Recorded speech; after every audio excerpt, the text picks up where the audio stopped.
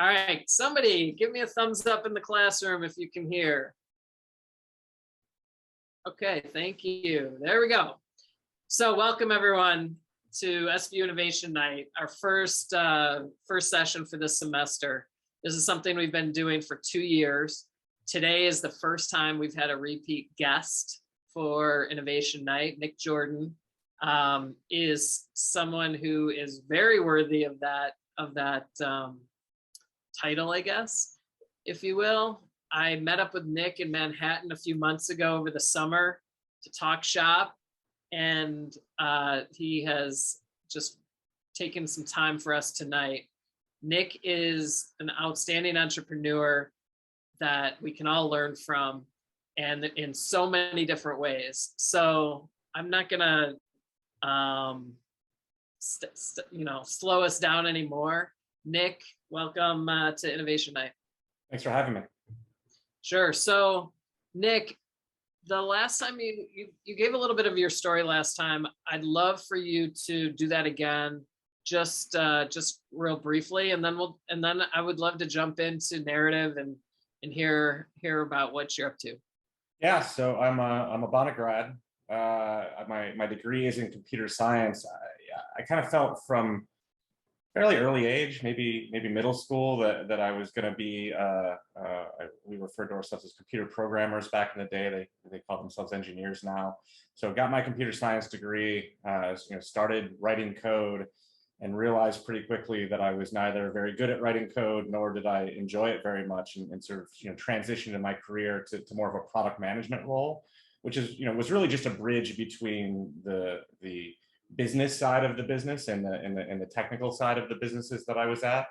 And so, effectively being the translation layer between, the finance people and the computer science people, if you will, and sort of, hopped around the East Coast in New York City and the West Coast in San Francisco at companies like Yahoo and Adobe and some startups that were ultimately acquired, and then started Narrative a little over 5 years ago, when I saw a problem and I looked around and no one was solving it in a way that I thought was sustainable. So for the people that are sitting in the classroom right now, I want to just rewind a little bit. So this is their first exposure to the entrepreneurship world, some of them, and this is the first entrepreneurship class, and you're throwing around names like Yahoo and Adobe, and like it's not a big deal. It is a big deal. And so I want to rewind a little bit. I know some of this is recapping some of the conversation we've had in the past, but how the heck do you get there? That's a good question. I honestly, I don't know how I got there. It's not like I had a grand plan when I graduated and said, I'm going to spend a couple of years in New York and then I'm going to move to the West Coast and try to work in technology. Partially because the technology industry as we know it today didn't exist in that form. I graduated, I guess this will be my 20th reunion, or it would have been my 20th reunion last summer. And so I kind of got there by, just following what I was interested in, busting my ass when I got to a new job. I think probably the first 5 or 10 years of your career, you're really trying to figure out what you're passionate about, what you're good at, like, what things you gravitate towards. And I think, part of the trick maybe is sort of realizing what you're good at and what you're not good at, and really focusing on the areas where, you really are happy to get out of bed in the morning and go to a job. And the more you can do that, the easier it is to get to places like, although I don't know that anyone in the classroom is impressed by Yahoo, frankly, but big technology companies, if that's what you want to do. I've since learned that working at big technology companies is really not for me. There's this bureaucracy and inability to impact the larger business as a single person at a big company. And so I've been more drawn to startups, because when you're one person in a 20-person company, everything that you do can actually move the company forward. And if that's something that you care about, that's really exciting. Yeah.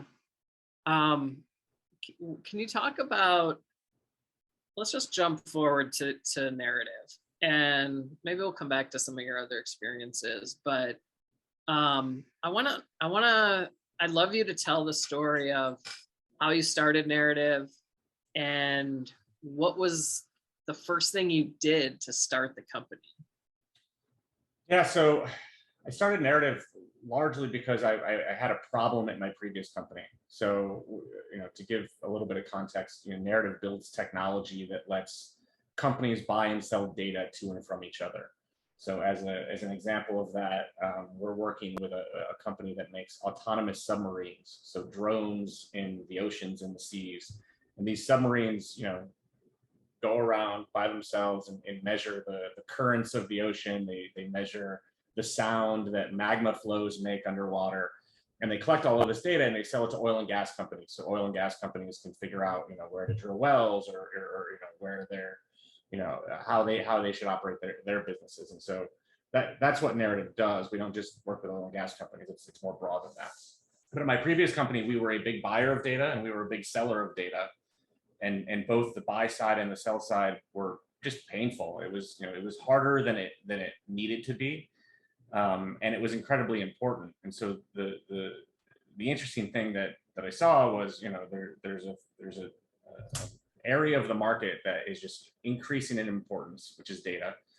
More and more companies, because of the increased importance of data, are buying and selling it, but buying and selling data by and large sucks. And so I asked myself, how would I fix this problem? And actually, I anticipated that I wasn't going to have an answer to the question. I could have, researched it and I'm like, I don't know, and sort of moved on. But I came up with what I thought was a pretty novel approach, and then took the better part of a year, trying to talk myself out of it. And the one piece of advice I give to a lot of entrepreneurs is ideas are cheap, right? We've all had ideas, good and bad. And so I spent a full calendar year basically trying to tell myself, don't do this, or this isn't smart, or you're not as smart as you think you are. And at the end of that year, I actually had more conviction about the idea than when I started.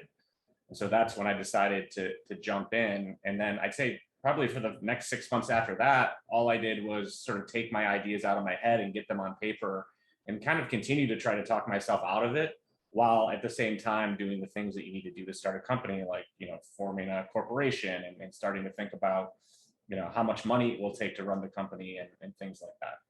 When you're talking yourself out of it, what does that really mean? In my head, I'm thinking, really trying to validate or something like that. Yeah, sure. Maybe I'm a pessimist. So I come at it at the angle of talk myself out of it versus validate it. Starting a company is not something that you do on a whim, or not something you should do on a whim. It's not something that is a short-term endeavor. In many ways, it's like a marriage. And so talking myself out of it was, trying to find all of the reasons I might not want to get married to this idea. And so it's kind of like dating. I introduced the idea to some of my friends, be it work colleagues or someone else. And if they liked the idea, then, well, maybe this is an idea I could get married to. I looked at how the idea would impact my finances, much like a mate that you might choose, and understanding the kind of lifestyle that they want to live. And so, it's really, introspection of the idea, it's external validation of the idea, and then it's sort of putting together the pros and cons and saying, is this something that's worth doing? It wasn't quite that formulaic for me. I didn't do here's a good reason to do it and here's a bad reason to do it. But I think the thing that ultimately changed my mind is that the farther I got into the process, the more convinced I was. Had I'd been at a 5 at the beginning and I was still at a 5 at the end, that's sort of a middling approach. But I started at a 5 and ended up at a 8. And in the 5 years since I started the company, I've gone from an 8 to a 9.7 in terms of my conviction that we're solving the problem in a unique and novel and valuable way, which to me is the thing that continues to get me out of bed in the morning. So as you're as you're trying to talk yourself out of it, during that sort of a year process, you had another job. I did. And what made you really quit the job? What was the tipping point? Well, it's a funny story because I quit the job in October of, I don't remember what year it was, 2015, 2016. But in my previous job, which was a startup, it was probably 120 people when I gave my notice. I was on the leadership team, so I was one of the 4 most senior people at the company. So I had sort of given 3 months notice. I said I'll stay through the end of the year. I'll stay through the holidays, and I just won't come back in January. Which was a big decision because I didn't have enough money in the bank really just to quit my job and not pay myself for an undefined amount of time. But I had that much conviction around the idea. And then within that 3-month window, a much larger company, a European telecom, made an attempt to buy us. And so I actually stuck through the job through the end of that acquisition, which was the acquisition. It's a $350 million acquisition of the company that I worked at, which luckily for me and probably everyone in my life gave me enough money in the bank where I could go start narrative and give it a go without having to worry about putting food on my table at the end of the day. Got it. So so timing's everything. Yeah, well, I could have done it without selling the company. It would have been a lot harder in a whole bunch of different ways. Yeah. I'm a big believer in forcing functions generally. Like I love something that forces your hand. I love something that makes you make a decision that otherwise you might not be willing to make. And so if I could live life twice, I might go back and see what narrative would look like had I not had the extra money in the bank, because I probably would have been a little bit more aggressive with some of the early decision making that we made, which may have been a really good thing or it may have been a really bad thing. But I suspect I would have operated the business a little bit differently had I not had the timing of the previous acquisition. And was that money spent on, would you describe it as spent on the business or sort of extending your personal runway? I don't know if that's a personal question, but. Well, you can ask me anything. So I invested very little of my own capital, my own money in the business. I also didn't pay myself for the first 2.5, 3 years of the business.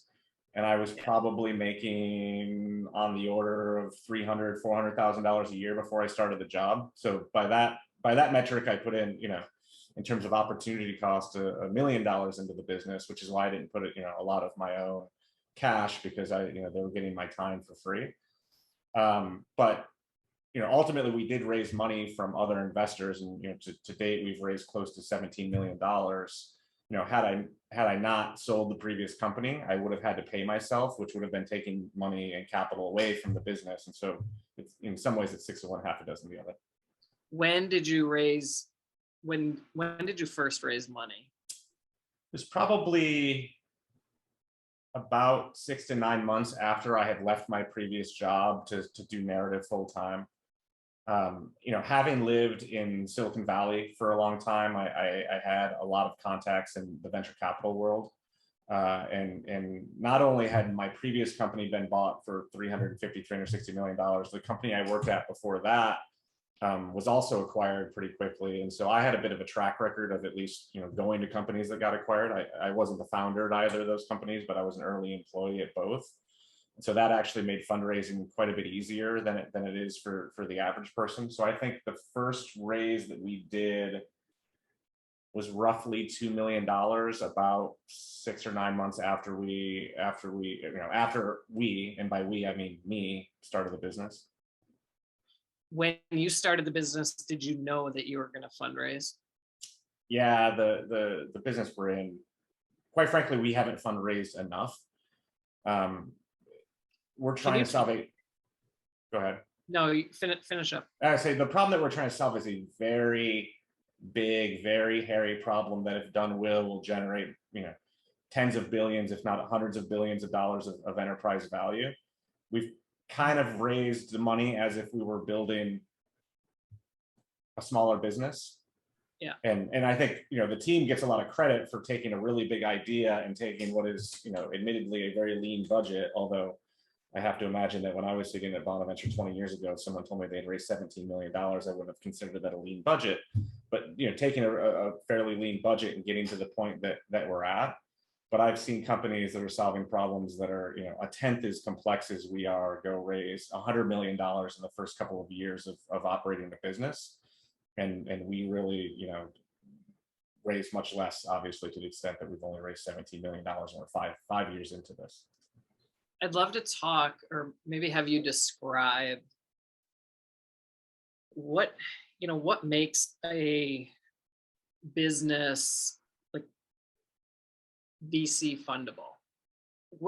How do you describe that? And so you're describing, hey, we're on a certain level of that range, and when do you know, or how do you, I don't know.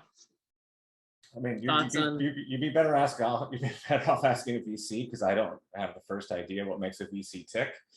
And I kind of mean that the venture capital world is until you really understand their incentive structure and like how they get their money, it kind of doesn't make any sense.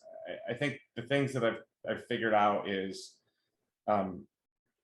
VCs want an outsized return and they want it fairly quickly.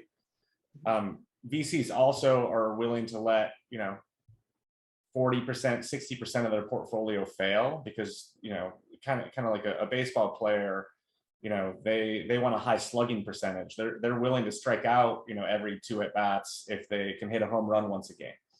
It's kind of the same thing with venture capital. And so what their strategy ultimately is they look for companies that have a large total addressable market. So if the business can hit a home run, it's not worth $10 million, it's worth $1 billion.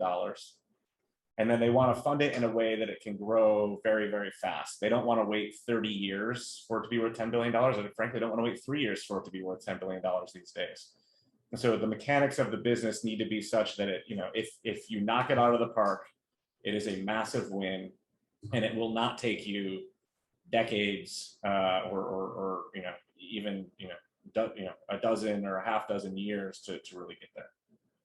Okay, so in light of that, let me ask you, if that's the case, are your investors asking you why you're not raising more money?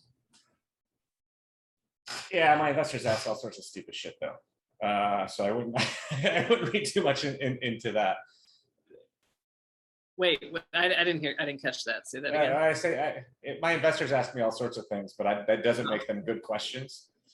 Yeah, they ask me that all the time. They ask me why we don't raise at a higher valuation. They ask all sorts of things. And actually, I explained this to one of our investors the other day, and not that they don't know this, but sometimes I think they have to be reminded. So, as a venture capitalist, they have a portfolio of companies. They might have 100 companies that they've invested in.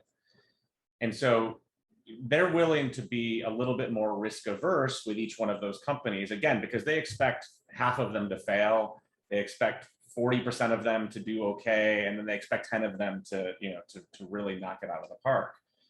So we recently raised a little bit of money, and I got pushback from a handful of the investors that said, why don't you raise it at a higher valuation? Why don't instead of raising money valuing the company at $40 million, why don't you go raise money valuing the company at $100 million? Because if you raise $4 million and you value the company at $100 million, you only have to give away 4% of the company. If you raise $40 million and you give away, for $4 million, you have to give away 10% of the company. And obviously, existing shareholders want to give away less of the company. And the answer is pretty simple, because, we lose money as a company. We burn today roughly $300,000 a month. So every month I log into our bank account, there's $300,000 less in the bank account than the month before. And so, when you run out of money, the company goes bankrupt, and that's not a good thing. So we could have gone and tried to raise money at a $100 million valuation, but if we hadn't found anyone, then that just meant that we were that much closer to running out of money, because raising money takes time. We're burning money, and if you're unsuccessful at the end, you're in trouble. If it took less time and there was a better chance of us raising money at a $40 million valuation, then we had money in the bank, which lets us go build a better business, which lets us raise money at a higher valuation down the road. So what I said to the VC was, you have a portfolio strategy. At the end of the day, you don't really care if we die. I have one company. The employees of this company work at one company. And so if we go under, they're all looking for new jobs. All of our investors, that might not be venture capitalists have lost their money.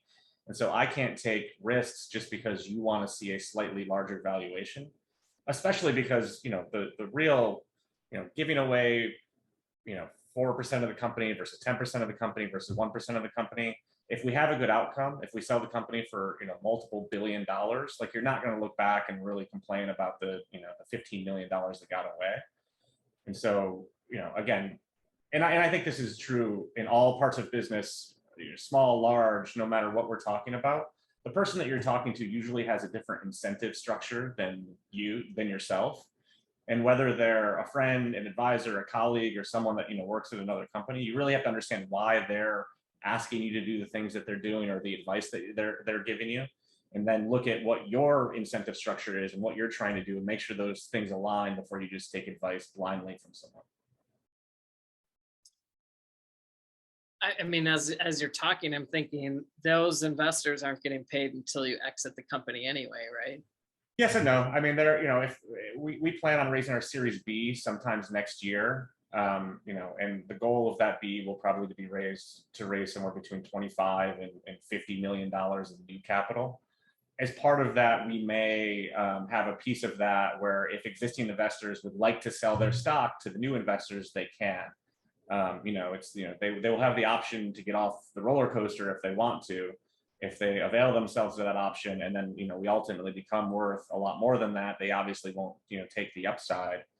But again, that it goes back to what is their incentive structure. Do they need to show some return to their investors? Do they, how much conviction do they have in our ability to grow to a multi-billion-dollar business? But I'm hoping for some of those folks that have been around since the beginning, we give them the option to take some of that money off the table if they want to. How big is your team right now? 35-ish people right now. And are you remote, in person, outside of before the pandemic? Now they all come to my bedroom every day. It's weird, admittedly. Yeah, we're mostly remote at this point. We actually moved back into an office on August 1st in New York City. I'd say when the pandemic started, 2/3 of the company was in New York. Now it's probably closer to 40% of the company are in New York. And we're not mandating people come back to the office. And so I was in the office yesterday and there was 2 of us. Last week, there was a day that there were 7 of us in the office. And so, we're kind of trying to figure it out as things go on. And so as the percentage of local sort of people drops, are they moving or are you adding people that aren't local? A little bit of both. We had a number of people that left New York City during the pandemic. I mean, the early days of the pandemic in New York were pretty brutal, and quite frankly, it doesn't make a lot of sense to pay $3,500 a month for a studio apartment when you can't go out to bars and restaurants. So a lot of people kind of decided not to do that. Also, a lot of our younger employees have roommates. So you've got 3 roommates and you're all working from home on Zoom all day in a tiny apartment. It's not great. But we've continued to add people. Some people in New York, but we've outpaced our New York hiring remotely. Half of our companies are product managers and computer engineers. And from day one, we've seen those teams as being more distributed, just because it's hard to get really good engineers in New York City when you're competing against Google and Facebook and Goldman Sachs and everyone else. And the particular skill set that we hire for is also fairly niche. And so expensive city, lots of competition, niche skill set does not make for a great environment to hire people. Can you explain, I'm kind of bouncing around, but you just mentioned product manager. Can you explain what that means to, I guess, to your company? Yeah, yeah. I mean, I've been a product manager at almost every company I've been at for the last 15 years. I still don't know that I could explain what a product manager is.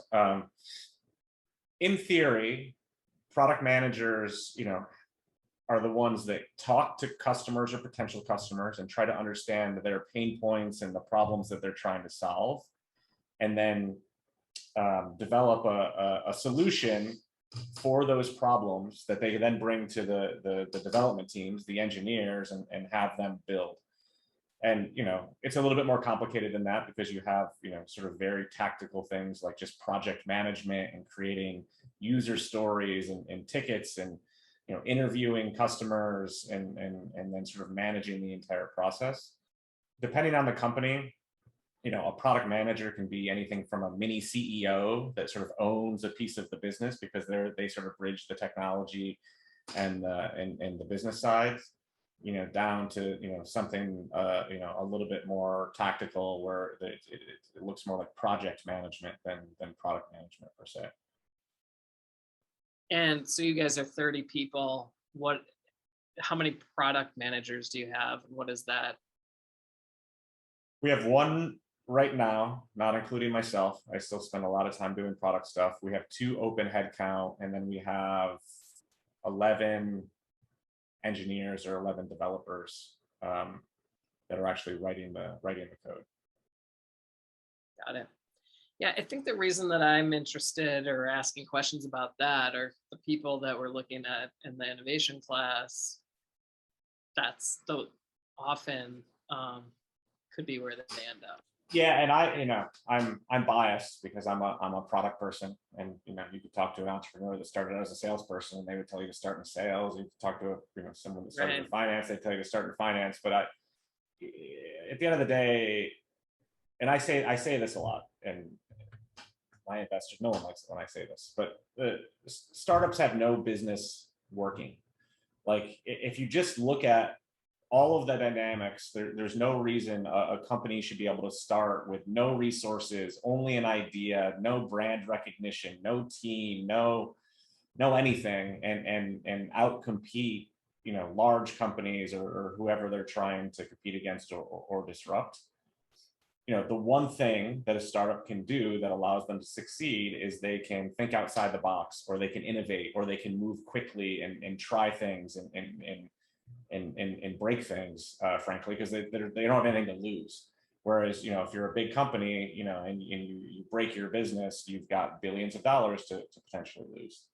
And I think the best way to tackle that problem of doing something unique and innovative and that really solves a problem is to first try to understand the problem that you're trying to solve, and then solve it in a way that no one else is. And to me, that's very much the domain of product management. I have a problem. I have a unique solution to the problem. I will now go have someone develop the solution to that problem. And if you're right and you do it well and you do it quickly and you've got the right team around you, that's the making of a great early stage business. Okay, so that takes me to your company, and I'm interested to know how you've made quick changes, how you've looked at the problem, saw how maybe you could even change your own software in order to, or approach in order to sort of be scrappy and make that change. I think what I'm alluding to, but just sort of the changes that you've made, especially recently, in order to tackle the problem in a different way, where if you are a big, huge company with a lot of technical debt, and which is another term that we probably should explain what it means. And I mean, car analogies are overused, but technical debt is like having a car that's 20 years old. It doesn't work as well as it used to, right? You slapped on some parts that maybe don't fit, your spark plugs are worn out, and for the most part, companies either spend all their time on technical debt, meaning they're just trying to keep the car going down the road, or they ignore technical debt altogether, which just means they're accruing more technical debt, right? They don't ever change the oil in their car. At some point, the car is going to end up on the side of the road. Some things that we've changed. So at the beginning of the pandemic, it became pretty clear to us that we were not going to have a great year from a sales perspective. Like, the entire world was scared to death. They didn't know what was happening. Uncertainty is, friction in business. No one wants to make a decision when they don't know what, next week, much less, next month or next year look like. And so one of the things that we said to ourselves is, okay, we had been running the company for 3 years or however long that it's been. If we could have started from scratch, would we have built the same thing that we had already built, or would we build something else? And we sat down in a room and we hashed it out for a couple of weeks. And we said, we knowing everything that we know now, we would build it different. And so we said, fuck it, let's go build it. Sorry, I'm my New Yorker. I use the F word all the time. Right. I mean, we literally, we didn't actually throw everything away, but we said, let's completely re-envision this. And then we spent the next 7 months building it from scratch. Those 7 months, had we tried to do it early on, would have taken us 70 months because we didn't know what we were doing. But because we had some experience and because we knew it was not going to be a particularly busy time for us, we were able to really, start from square one. That, is something that you would never do at a big company. You have too much revenue. You've got too much on the line to really start from scratch. And so that's an example of something that we did. For me, it's almost philosophical though, and it kind of goes back to me trying to talk myself out of starting the company. I'm always trying to find, I'm very skeptical of everything that we do, even things that were my idea and things that I'm incredibly proud of. I always assume there's a better way. And so I'm constantly looking for what that better way is. And I'm not afraid to throw out an old idea, just because I used to like it, if there is something better to do. And I'm also not afraid of failing. And I try to, bang that into the head of everyone on the team is we're not going to be perfect. In fact, if we are, if our success record in terms of things that we're doing is 100%, that means we're not trying hard enough. We're not pushing ourselves hard enough. I could say, okay, today's tasks are to make this button green instead of blue, and I'm going to update the copyright date on the bottom of the website, and I'm going to, I could do a bunch of trivial things, check them off the list, and pat myself on the back. I've created no value for the company at all. Or I could go try something that's incredibly difficult. I'm not sure if we'll be able to make it work, but if we do, it's going to be a big win. And if we don't, if we fail, that's okay too, because we took a swing and we tried. So kind of almost bringing this back from the venture capital part of the conversation. VCs want to hit some home runs and they're willing to strike out a couple of times and some things in the middle.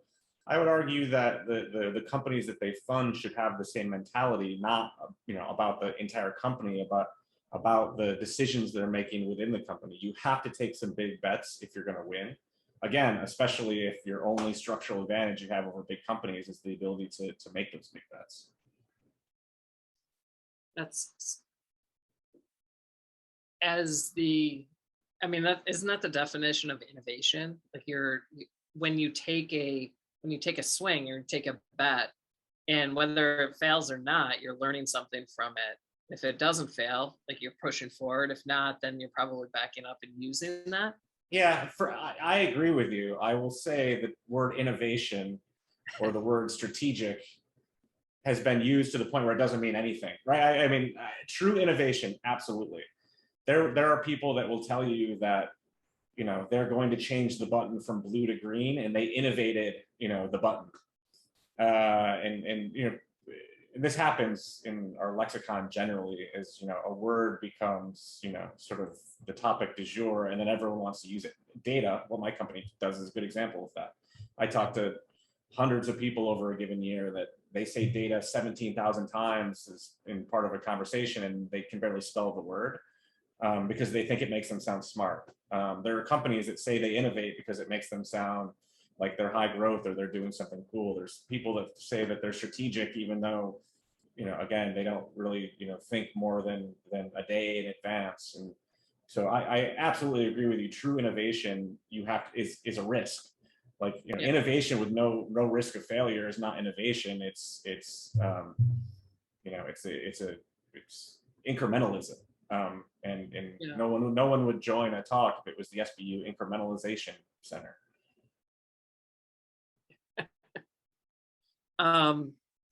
Okay, so I want to talk more about data. Let's talk, maybe you have a good example, and I'd love to, I mean, you gave a quick one earlier, but I'd love to talk about both sides, how both sides of the equation would work with their data, what kind of data, to give us a deeper understanding of why does this matter? Why should you even exist? Yeah, so I'll give this hopefully an easy to understand example. One of the challenges with data is it can become pretty esoteric pretty quickly. One of the sellers on our platform is a company called AlgoPix, ALGOPIX. And their business is to work with companies that sell products on Amazon to help them properly price those products, right? So you go to Amazon, you search for, what did I just buy? I just bought a garment bag because I'm going to a wedding. And I type in garment bag and it shows me a bunch of garment bags. Oftentimes it's not Amazon that's selling that garment bag, it's a third-party seller. And so that third-party seller is competing with other third-party sellers to try to sell that same garment bag to me. So when I hit buy, I buy it from one of them and not the others. And frankly, one of their best ways they have to compete is on price. So AlgoPix works with those companies, collects all of their sales data. Every time they sell a garment bag, they send that information, they send that data to AlgoPix. AlgoPix is able to analyze it and say, in order to be the lowest priced seller of garment bags on Amazon, you need to sell your garment bags at $59.99. If you sell it for $61, someone else is going to sell it for cheaper. If you sell it for $40, you're selling it for too cheap because no one else is going to sell it for anything less than $59. So they're helping Amazon merchants make more money on Amazon. But by virtue of collecting that data from all the merchants, they know the average price or the price on any given day of every product on Amazon. And because they're getting sales data from their merchants, they can actually estimate how many of a given product were actually sold on Amazon at a given day. So Amazon sold 1,245 garment bags on August 1st, let's say. And so very interesting data set. Now you look at a luggage store that's opening up in Olean. They're going to be a brick and mortar retail store. It's going to be on Union Street. They're going to sell themselves some luggage. They have a limited amount of floor space in whatever store that they buy. So they can't have all of the luggage in the world in this store in Olean. So they really want to stock their shelves with the items that are the most popular, the items that people actually want to buy, and they want to make sure that it's priced competitively so you don't just go to Amazon and buy the luggage on Amazon. And so as a retailer, I might use narrative to find AlgoPix's data set and say, I would like to buy all of the luggage pricing data from the month of August 2021 on Amazon. So my purchasing agent, the person that goes and actually buys the luggage so we can put it on the shelves, can buy the stuff that we think will sell, and so we can sell it at a competitive price. And so without that data, the luggage retailer in Olean would buy whatever they thought was good, which might not actually be popular, and they would either price it sort of at the manufacturer's suggested retail price, or they would have to go to Amazon sort of product by product and look at what Amazon was selling at in any given day. Using our solution, they can go buy that data, spend $500, get it all in a spreadsheet, and make their purchasing decisions in the course of 10 minutes. What an incredible opportunity. What was AlgoPix doing before Narrative? So they were, they sell to those merchants, right? I mean, so that, in order to give those merchants pricing recommendations, those merchants, pay a licensing fee. They were selling data like they are through Narrative, outside of Narrative, but because it was such a costly process, every deal that they signed was basically entirely custom. So they weren't going to the luggage retailer in Olean because the luggage retailer was only going to spend $500 maybe once a quarter or once a year to get that data. Like it didn't make financial sense to spend the time and effort for a small company. So they were going to very large companies, big, CPG companies or companies that are making, physical goods, like Procter and Gamble or Pepsi or someone like that, and they would go try to sell a multi-million-dollar deal to those companies. Those deals took a very long time and still required a bunch of customization and a bunch of internal effort. And so by using our solution, they can actually service those really large deals as well, but they can also go down market. And now instead of having 25 or 50 really big customers, they in theory could have 100,000 really small customers, but do it without having to scale the business to have thousands of people to support those customers. So will a company like that still go after those 25 big ones? Yeah, or whether they run that through you, or it's up to them. When my investors ask that question, so my investors ask the question slightly differently.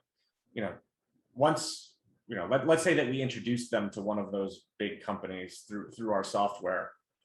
Wouldn't they just go around you? Wouldn't at the point where you've made the introduction, why use narrative at all anymore? And the economic theory answer to the question is, if they're not getting as much value out of our product as we're charging them for the product, they should go around us, right? Like, if we charge them $100,000 a year and they don't get $100,000 a year worth of value, then they absolutely should go around us. The actual answer is the amount of value we deliver to our customers by making their life easier and making their business more scalable means they almost never go around us. So let's say for AlgoPix, and we're not, but let's, for the sake of argument, say we're charging them $100,000 a year. That doesn't get you one entry-level engineer in a big city. And so if you think that one full-time person will be needed to support a deal with Pepsi or Procter and Gamble, and no full-time people will be required if you use narrative to do the same thing, then you should use narrative. And so the nice thing about working in a company that sells products to the enterprise is really high price tags, $500,000 a year, $1 million a year, $5 million a year. When you actually look at from a cost savings perspective of how many people would go into $100,000 a year, it's not that many. And so rarely do people leave us once they start working with us. How does the mom and pop or those smaller customers, I should say, how do they find narrative? So the luggage store down on Union. Yeah, this is the most obvious thing in the world in retrospect, but no one in the data world was doing this beforehand. So when AlgoPix works with us, they create a storefront, like an e-commerce storefront. So what I usually tell people is that if you were selling, if you were making t-shirts in your basement or in your garage and you were selling those online, you would set up an e-commerce store and you would put really nice pictures of the t-shirts, and you have really rich descriptions. And then someone would go to Google and they would search for, vintage t-shirts, vintage Bonaventure t-shirts. And your storefront would be one of the first ones that came up, and then they could go buy the product and they'd be on their way. And so one of the innovations, and I'm almost hesitant to call it an innovation because again, it's so obvious in retrospect, is when a company starts selling data using narrative, every product they sell, so luggage pricing data as an example, becomes its own product page, just like they were selling a t-shirt and it would have its own product page. And so now when someone at the mom and pop retailer searches for luggage pricing data, because they're trying to figure out how to price their luggage, the AlgoPix page about luggage pricing shows up in Google search results. And then our software lets them say, yes, I want to buy that. I want to put it in, I want to pay for it with a credit card. I want you to send the data here when it's ready. They hit confirm, and they've effectively bought something in the exact same manner they would have bought something if they were buying a physical good from an e-commerce site. All right, so I can't stress enough how important something like that is so that's a big SEO play, basically, right? Yep. And you're structuring your platform really to create those new pages or whatever you call it that people that are going to hit the search engines, and when people are hitting the search engines, it's going to bring you up. And ultimately that, I mean, that's gold. Like that's a Totally. huge part of your business. Yeah, and so when we're raising money 2 years ago, I created, because when we're raising money the first time, investors would look at me and they say, "This doesn't buying data doesn't seem that hard," is what they would say to me. Clearly, people that had never bought data. So whenever we raised our money, we got through the objections. The next time we raised money, I created a slide and I basically said, "Here's what's hard about buying data," and it was more complicated than this. But one of the boxes was, it's hard to find the data once you know you want to buy it. And then you had one that was saying, it's hard to get a sample of the data. It's hard to get your lawyers to sign a contract. It's hard to get the data delivered to you. Like there was sort of these thematic things of what was hard. And so we're making it easy to find the data through SEO. Again, not mind blowing, and we didn't reinvent something here. It's just, except for the data market had never thought of SEO as a channel by which they could get people to find their data. If you were to go ask a legacy data company how they generate demand, how they find people that want to buy their data, they say, "We hire salespeople and they pick up the phone and they call people all day." I'm old, but I'm not so old that I think picking up the phone and calling people is a more effective and efficient strategy than having people stumble upon your stuff by searching what they're looking for on Google. Yeah. So we have about 12 minutes left. So in a minute, anybody in the class that has a question, line up there on the right side of the screens, right where Palmer is, and ask a question. You get bonus points for sure. So I guess one of the next question I have is, if somebody is, so you've kind of solved this thing. If somebody's looking for the data, now you're giving them a way to find it. But what are you going to do? Like, how do you know that person down on Union that they should search for the data? Is there an education around that piece of it? I think, or is that? I think search is a pretty well-worn, like and this is what I tell a lot of our sellers of data that use our platform is, like, just because you work at a company doesn't mean you're not a person anymore. Like, the first thing that people do when they don't know something is they Google it. I mean, like, it is literally what people do. And so I think one of the biggest mistakes that a lot of B2B companies make, so if you're selling your product to another business, is to treat the other business as if they are some some alien that isn't just a person that goes home and acts like the rest of us at the end of the day. And so there's a big trend in B2B software, although I think people like to say that they're doing this more than actually do it, which is the consumerization of B2B software. Treat the people that work at a company like they're people. My theory is people know how to do 4 things online. I think it's 4. It was 3 for a while. The first is they know how to search for things. Google has proved that. The second is people know how to scroll incessantly on social media, right? We can scroll all day long. People know how to buy stuff. Amazon, great company, bullish on the stock. And then people know how to date online. So they can't just swipe up and down; they can swipe left and right too. I almost think all B2B software should incorporate at least one, if not all, of those elements into it, because that's what people do when they get home. And if you give something people familiar, it'll be easier for them to use the thing, even if they're using it in a business context. Yeah, awesome. So I think Dr. Palmer is almost ready for his first question, because he always has a few. But I'm sorry. There you go. Dr. Palmer, you need to sit on the desk. Sit on the desk. Excuse me, Sarah. No, that's everybody sit on the desk. First of all, Nick, I think I've gotten to know you really, really well in your bedroom. I mean, you're. I gotta say that this is the second time you spoke to the class, and one day we're going to get you into your office. It's going to be an exciting moment. I want to also say, as somebody who's lived in Allegheny Olean for 20 years, I am so proud of having somebody like you out there doing things like this. So God bless you. Third thing, and I'm going to say something about before I do that, I'm going to talk to the students because this is our first night with the students. Guys, Nick is talking about some serious cool stuff tonight. I hope everybody understands that you should be processing that, right? Because what he has told you, I'm going to say what's blowing my mind to Nick in a second. You guys be right, pulling your questions down, write your questions down. If you have problems articulating it, but write your question down. I'm sorry, Nick, I had to do a teacher thing right there. But I've been on the receiving end of that more times than I can count. Yeah, I gotta say that story about luggage was just really incredible.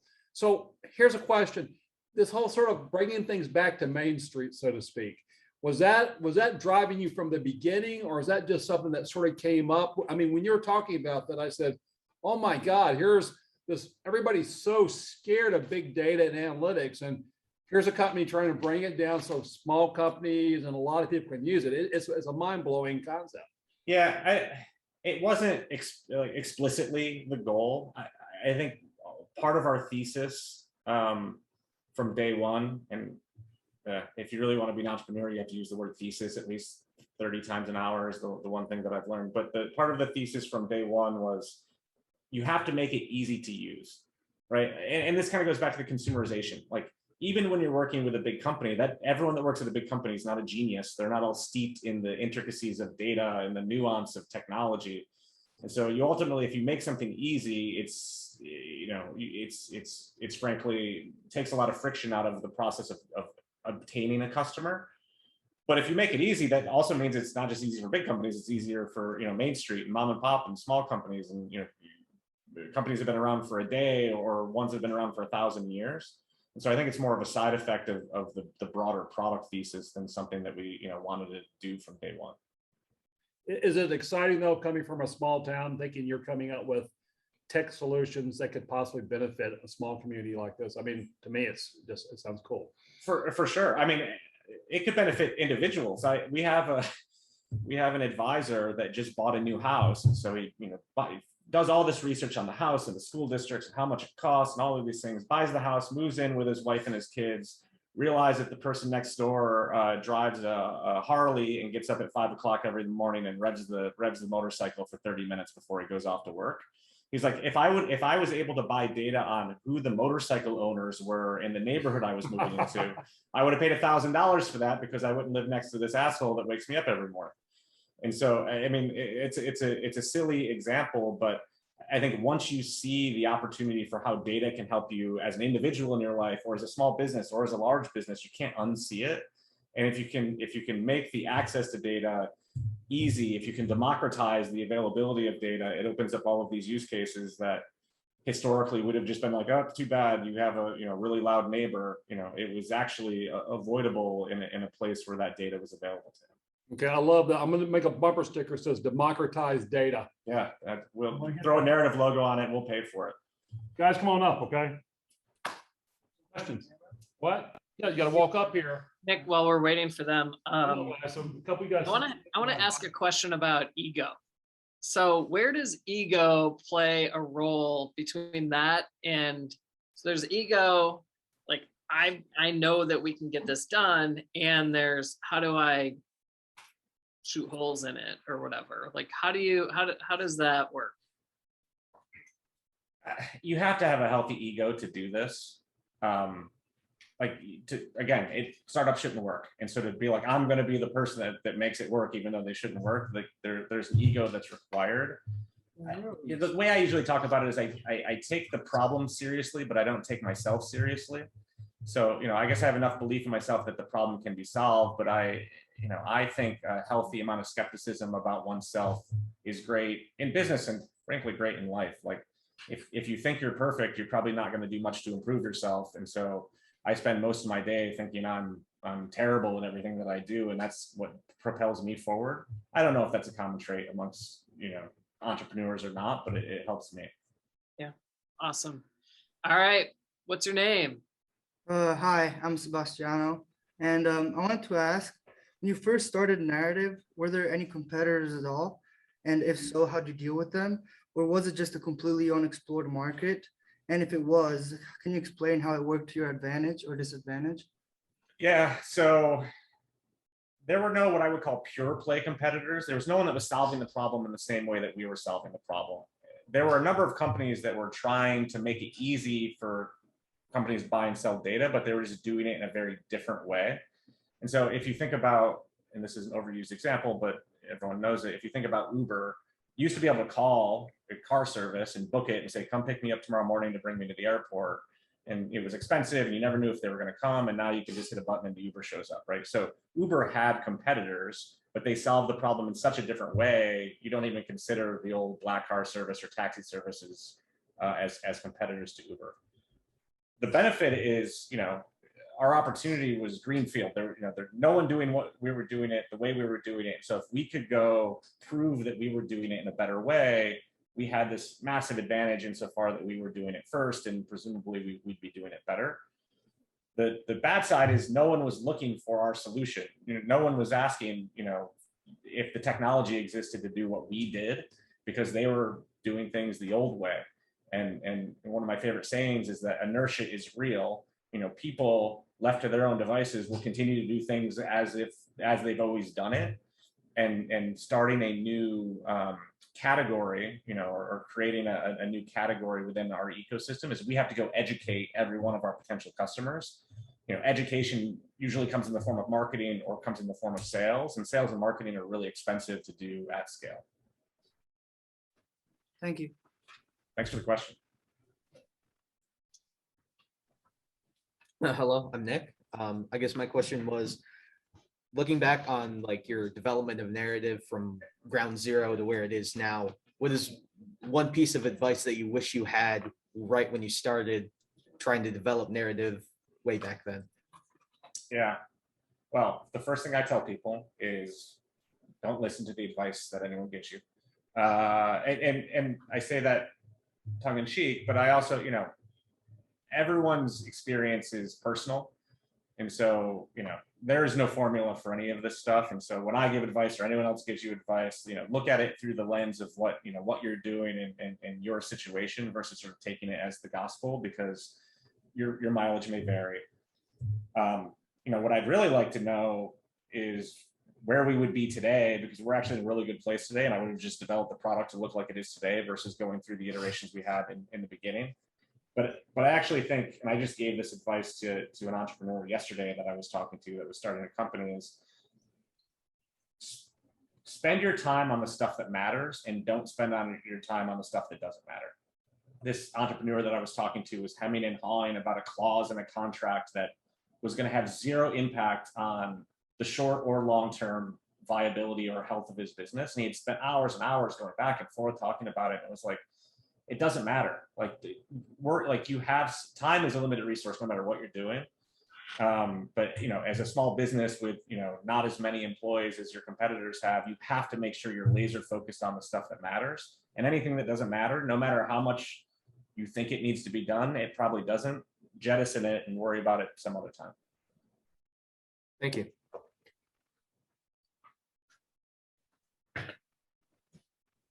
Hey, my name's also Nick. Earlier you mentioned that your company had a loss of around, I think you said like 300,000 every month. When do you think that you're gonna begin to turn a profit? The age-old question. So the actual answer is our investors do not want us to turn a profit. If I called up our board members, many of whom are investors, and told them we were going to be profitable tomorrow, they'd say, "What's wrong with you?" And that doesn't make any sense. And don't try to make it make sense, because it doesn't. But it's the way the venture community works. Again, because they want a company that's worth $1 billion or more. And so their view is, if we're breaking even, that means we're not taking the money and reinvesting it in the business. We're not hiring faster. We're not, building better technology. We're sort of trying to break even or to make money. And in order to become $1 billion business and to do so quickly, you need to grow. And maybe with a couple of exceptions, the only real way to grow a business is to invest money back into the business. And so they would say, don't be profitable, go hire 20 more people. And the calculus there is if you're growing really fast, then people are going to want to invest more money in you. The challenge becomes when you lose money and then you don't grow fast, because then no one wants to give you more money, and that's when problems arise. Awesome. Thank you.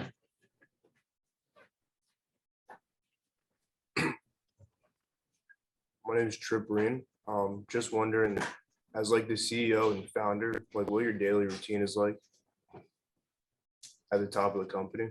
Yeah, it's changed a lot. I think early on, I was doing everything. Like I was, like really early on, there's like 3 people here literally doing everything. But then, even through 15, 20 people, I was still spending a lot of my time doing sales, and a lot of my time doing finance, and a lot of my time doing product, and a lot of my time doing whatever.